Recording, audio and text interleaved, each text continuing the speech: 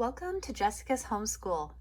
Today we're going to be discussing sight word ladders. We are going to go into what it's about, how to teach it, and I'm going to actually show you two different ways of going about doing this, and they both work great. So let's get started. Okay, first off, let's read right at the top about sight word ladders.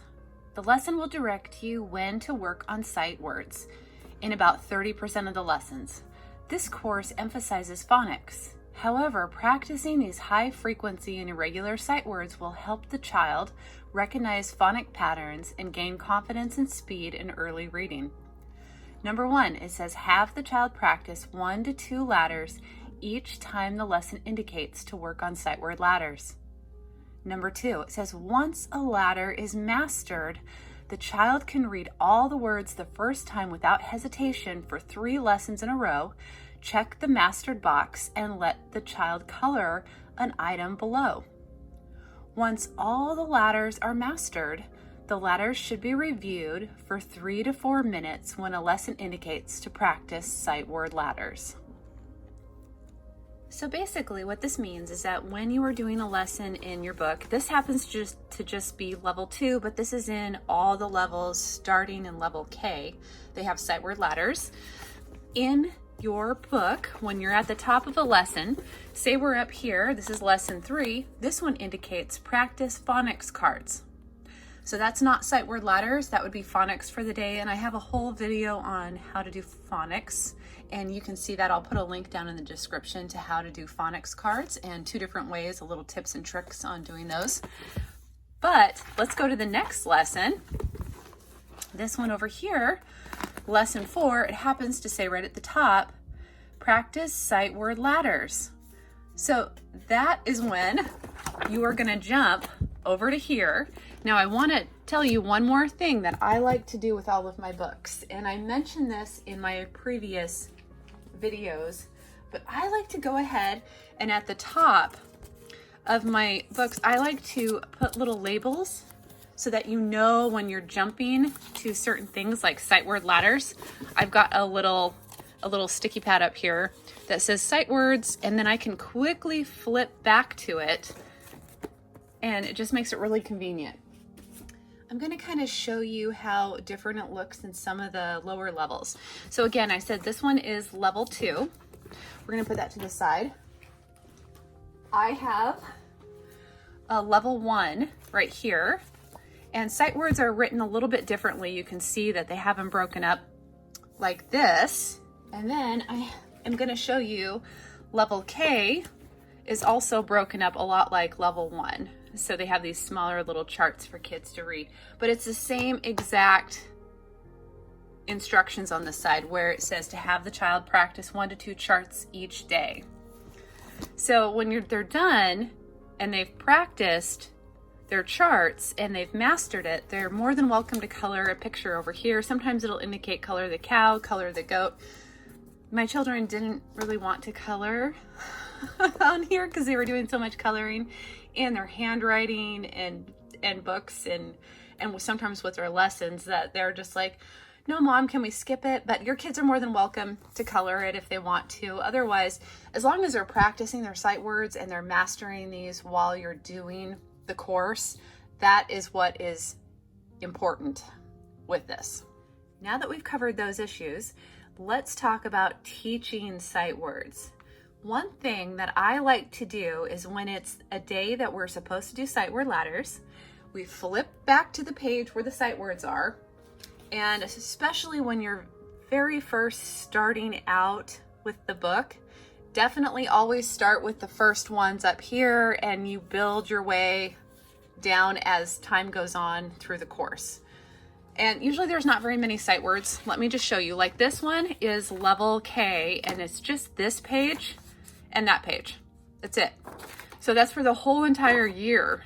And that's actually quite a bit of words for the kids to just be able to recognize and know. But here's a simple way to do this. When they're indicating to practice 1 to 2 charts, I actually a lot of times have my kids do all 3 of these charts at the top. And what I do is I just cover it up with a sheet of paper, and then I have my child read them. And we go down, and then they read the next one, and they read the next one. If they messed up, you know, a couple of words, maybe I'll have them do it a second time, and we go through it, and we go through it. And then I write the date right at the top, and I go, okay, we did it right there at the top, and I've marked off in our book when we did it, and that's it. And so the next time that it indicates to do sight words, guess what? We are still working on the top ones. So I cover this up, and we go and we do this again. Another side note is that I don't move on to the next group of sight words, like those ones there. I don't move on until my child has actually mastered these, like perfectly.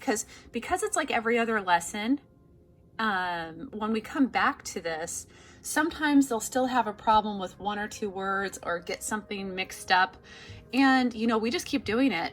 We'll just do this. Sometimes it's 4 times before they've actually got it mastered. Sometimes it's just 3 times where we've gone back to these particular sight words and we go over them. Now I want to mention something else. You can see over here that they have it done a little differently. That's in course level 2. I happen to have 2 of these same courses of every level because I have 2 boys that are going through the homeschooling program. And so I always get a new course book for each of them as you go through, because there's so many things that they personally have to do and write that it's just a good idea for them to always have their own individual course book.